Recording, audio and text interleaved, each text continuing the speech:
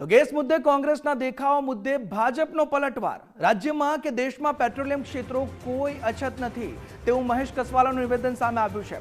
તેઓએ પ્રહાર કરતા કહ્યું છે કે કોંગ્રેસ અફવાઓ સાથે લોકોમાં ડર ફેલાવવાનું કામ કરે છે। કોંગ્રેસના સમયમાં સામાન્ય દિવસોમાં પણ લાઈન લાગતી હતી, તે સમયે સગાવાલાઓને જ ગેસ કનેક્શન મળતા હતા। કોંગ્રેસ લોકોને ગેરમાર્ગે દોરવાનું બંધ કરે તેવું મહેશ કસવાલાએ નિવેદન કર્યું છે। પરંતુ આપણા દેશમાં કે રાજ્યમાં ક્યાંય રાંધણ ગેસ કે પેટ્રોલિયમ પેદાશોની અછત નથી। માનનીય કેન્દ્રીય મંત્રી શ્રી હરદીપસિંહ પુરીએ ગઈકાલે જ સંસદના ફ્લોર ઉપર અને રાજ્યના માનનીય મંત્રી શ્રી રમણજી સોલંકી આજે ગુજરાતની વિધાનસભામાં પણ આ માટેની વાત કહી છે।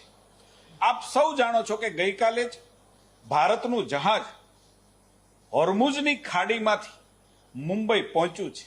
રાજ્યની સરકારે જીએસપીસી વિભાગ દ્વારા 2 LNG કાર્ગોની આવક સુનિશ્ચિત પણ કરી છે।